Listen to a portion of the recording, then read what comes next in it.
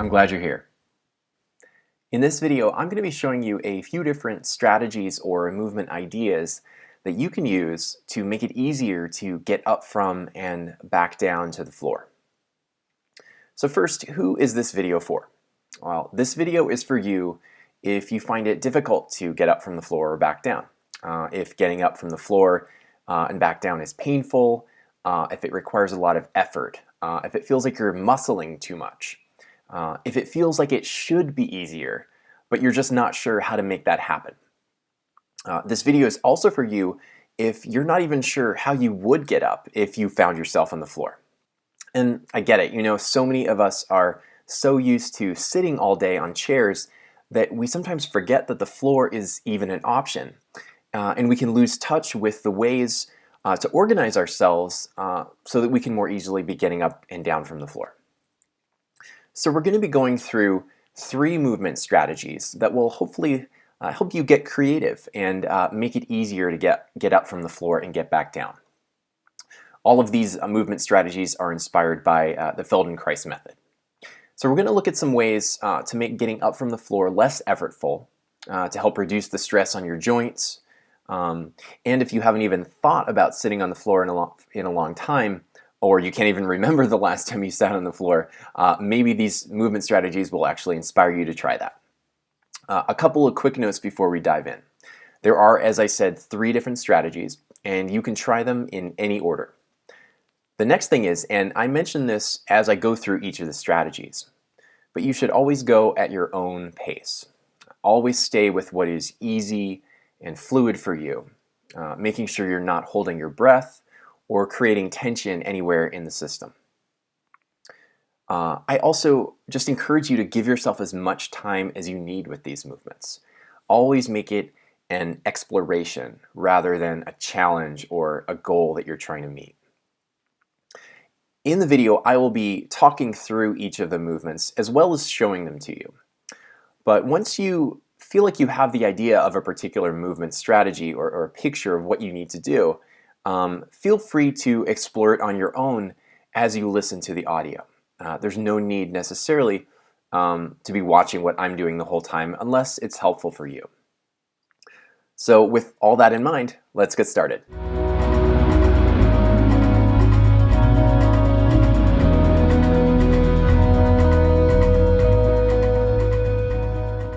Is pretty straightforward. We're simply going to be allowing the back to get really round at the same time that the front of us is getting soft and kind of closing in on itself. And we're going to use that orientation, that position, if you will, all the way up. And so we're going to kind of guide ourselves up by letting the back be round and the front get soft and kind of short. It can also be really helpful with this strategy that we're going to be looking at in a second to think of your, as you round your back, to think that there's like a string maybe or a rope or a balloon or something that's gently pulling you up through a point somewhere in your thoracic area, so your middle upper back. Imagine that there's a rope or something like that that's helping your back just gently drift upward. Almost float up toward the ceiling. So that's the basic idea that we're going to be using. So the way I like to start with this, and you can, by the way, these strategies that we're going to be talking through today and showing you, you can use them, you can apply them from any position on the floor. So whether it's cross-legged or in side lying like this, you can, it doesn't really matter. The same ideas, the same strategies can be useful from whatever starting point that you are at. So for this first one, it can be helpful just to start to get a sense for yourself of that rounding of the back and the softening of the front of the chest that I talked about. And so I like to do just a little bit of cueing. You can use your hand, kind of a couple fingers, just to gently cue the sternum to get soft, and that lets the back start to get round. So you can just start to get a sense of this movement. And try and find just that really nice soft place where the front of you just collapses a little bit and the back can get really round. You can feel like your back is getting longer almost. So just start to get a sense of that movement of that flexion, and it's soft. You're not crunching your abs or anything like that. We're just letting the back softly get round and the front get a little bit shorter. So do that a few times, get a feel for it. And so this is the idea that we're going to be using, and this is sort of the position that we're going to be taking ourselves or using as we come up all the way to stand.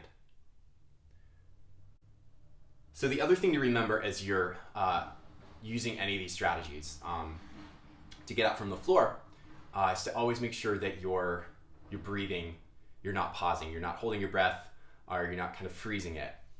If you find that you're doing that at any point, slow down, maybe reverse the movement, start it again a little more slowly.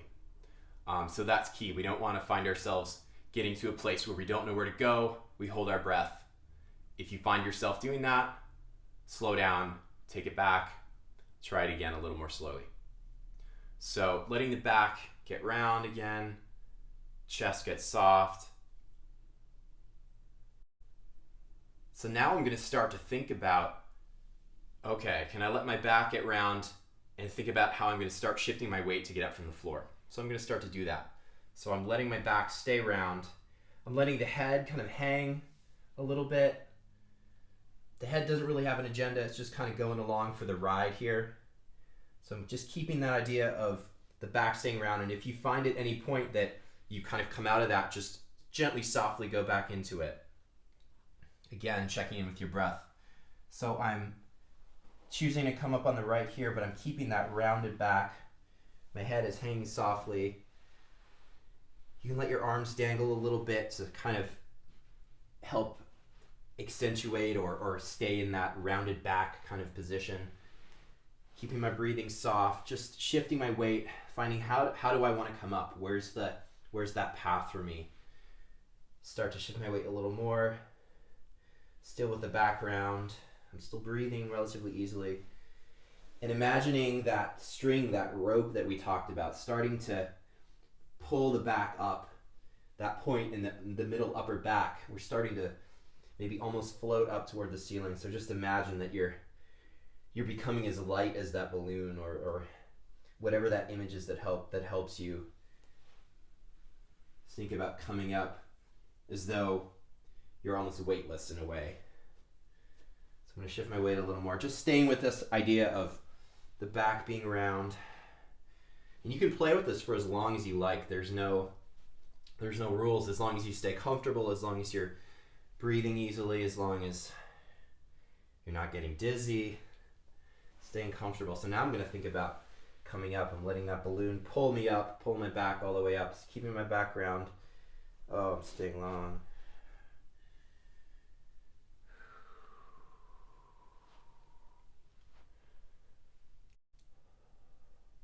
So now I'm up and I can use the same idea to come right back down. So I'm going to let the chest get soft, the back get round,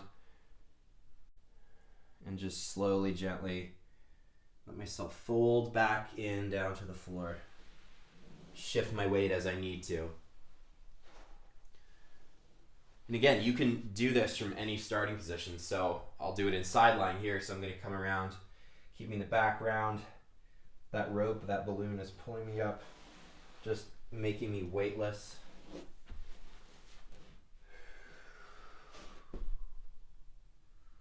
And then unfold. So that's the first one.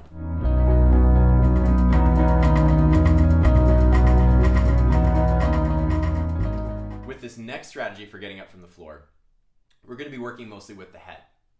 And we're going to be trying to do two things. We're going to try and keep the head free. We'll talk about what that means and how we're going to do that in a second. And we're also kind of similar to the first strategy where we thought about the back getting round and sort of a rope or string or balloon just drifting it up toward the ceiling. We're going to use a similar idea, but imagining that rope or that pulley or balloon or whatever it is going up through the top of the head. So keeping the head free and having that just drift on that line, that pulley, that string. The head is light and it's just drawing the whole body up to the ceiling. So for this one, again, you can start in any position. I'll start just in kneeling as I am right now. And first I'm gonna think about keeping my head free. And the way I'm gonna do that, the way I love to do that, and you can do this for any kind of movement, it doesn't have to be getting up from the floor. But a nice way to make sure your head is staying free, that you're not constricting the top part of your spine, is just to do a gentle movement of turning the head to the left and the right. So just try that now. And this can be the smallest movement. But the key is that it's a continuous movement. So you're not halting it, you're not freezing. Like we talked about with your breath, you want to do this in a soft way so that you can keep the head turning left and right. And you're going to keep doing this as we go through the whole movement of getting up from the floor. So just take a second just to find that really small range that you think you can stay with and make this a continuous movement all the way up. So your head is light, it's free, you're not holding, you're letting it move to the left and right. So now you can start to bring in that idea of the balloon or the rope or whatever it is, helping your head drift up toward the ceiling, sort of like we did with the first variation, the first strategy with the back. So I'm starting to imagine that my head can be really light. There's this string just gently drifting it, pulling it upward. And now I'm going to start to do just that idea of just shifting my weight, thinking about where do I want to go to start this movement of getting up. Again, making sure that I'm breathing. I don't want to be holding my breath at any point. So if you find yourself doing that, pause, maybe retrace your steps a little bit or your movements and start again. Maybe find a different path, shift your weight a little differently so that you're not holding your breath. So I'm letting my head be free, thinking that I can just float my whole spine up to the ceiling through the top of my head as I keep it free. Breathing easily. And again, take as much time as you need with this. You will find the path that makes the most sense for you if you give yourself the time and the space to do that. So keeping your head free,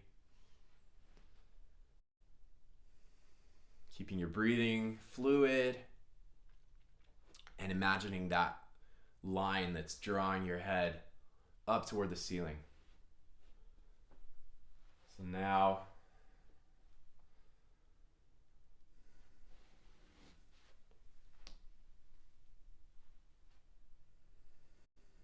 I'm going to stay up here. I'm still doing that movement of turning the head, keeping it free. That string's maybe not pulling me up so much, but my head's still feeling light. My spine can be kind of tall. And use the same idea, I'll come back down. So keeping the head free, keeping my breathing easy. Almost as though that rope is slowly drawing me down.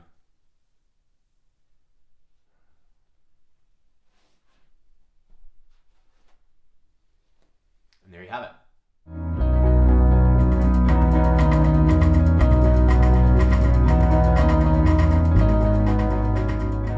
Okay, so on to our third and final strategy for getting up from the floor. This one is probably my favorite. I try not to have favorites when it comes to movement. I like to make every movement my favorite, I guess. But this one's fun. So it's pretty simple in concept, but you'll find there's a lot to it in practice. And this one's called the spiral. At least that's what I like to call it. So as you could probably imagine, we're going to be using this idea of the spiral to get up from the floor. In a simple sense, the spiral is a very efficient way to move. That's probably the easiest way to think about it. And so we're going to apply this form of the spiral to our advantage in getting up from the floor. And I find that this technique or strategy can be a little strange when you try it for the first time. So go really slow with this one to start. The first two that we looked at, we talked about making it an exploration, and more, just as much as the first two, I want you to do that with this one, with the spiral. So really take your time with it. Even if you see me going up at a certain pace, or feel free to ignore that. Take all the time you need once you feel like you have the basic idea. So let's get started. Again, I'm going to start from, you can start from any seated position, whether it's lying down, side lying, cross-legged, whatever it is. That's kind of the beauty of these strategies, is that you can use them from any starting place, any starting position. So I'll just jump right into it, or not jump, but spiral. So it's pretty simple. You're going to think about creating a spiral, so essentially turning around with your body as you simultaneously travel upward. So you've got two planes of movement that you're kind of operating on. You've got this circular x-axis, if you will, and then you've got the vertical, the y-axis. And so what I want you to think about as you do this version of getting up from the floor is to keep both of those planes, keep moving on both of those planes at the same time. So if you find yourself maybe pausing your spiral but continuing to go up vertically, slow it down, bring it back a little bit, so that you can keep those two planes of movement coordinated. So that's going to be a big key for this one, is making sure that you're always moving along both those planes, that you're not pausing. So that, again, going slowly and making it an exploration is super important here. All right, so let's get started for real. So I'm going to start just with a spiral to my right side, and thinking again that I'm going to be moving on that spiral, on that x-axis and the y-axis, going vertically up at the same time, kind of at the same rate. I want to keep both of those directions going at the same time. And I'm going to make this an exploration. I'm going to go as slow as I need to go. So let's do this.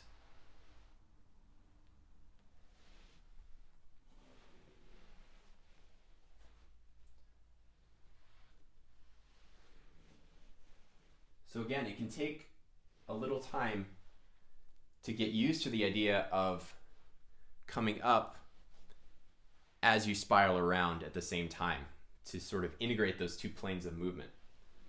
So feel free to go up a little bit, maybe come back down again. Again, you're moving on both planes at the same time, going really slowly to start. And I'll come back up again. And once you feel that you're at the top point of where you can go vertically, think about how you need to shift your weight, maybe to start going even taller.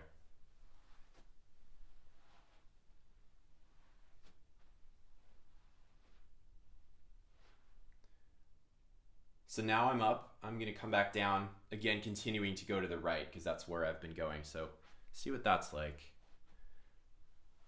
And again, not pausing in either direction, either in that spiral form or vertically up and down.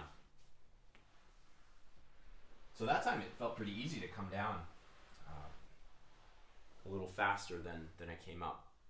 But again, take your time with this. Go as slowly as you need to go. So let me try it on my left side, and you will probably notice that there are some differences from side to side, that it's maybe a little more familiar to turn to spiral to the left maybe than the right, or vice versa. This is very common. You probably notice this in your day-to-day life when it's easier to turn, to shift your weight to one side or the other. So this is part of the exploration. If you find that one side is less familiar, it's a little more difficult maybe, then take your time and slow down. And of course, be noticing how you're breathing. If you find you're holding your breath at any point, and slow it down, back it off a little bit. So I'm going to go to the left now. This side feels a little more familiar for me. So I've got that spiral. I'm going to start to think about coming up a little bit, but continuing that spiral, thinking about how I need to shift my weight. I'm at the top point, so I'm going to need to shift my weight, come up on my leg a little bit, continuing the spiral. And then come back down, going to the left again.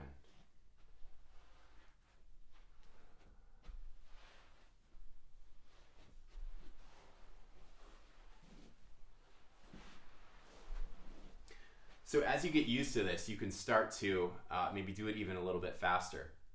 And that's where this can get fun.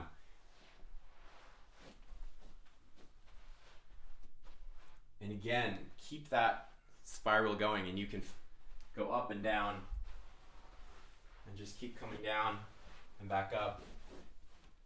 Keep spiraling. If you get dizzy, of course, take a break.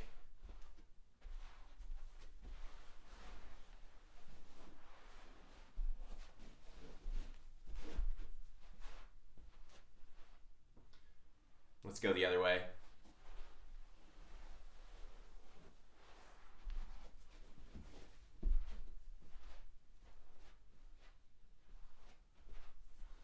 It can feel a little bit strange to maybe end up facing a direction that you didn't expect, but it can also be a little bit fun.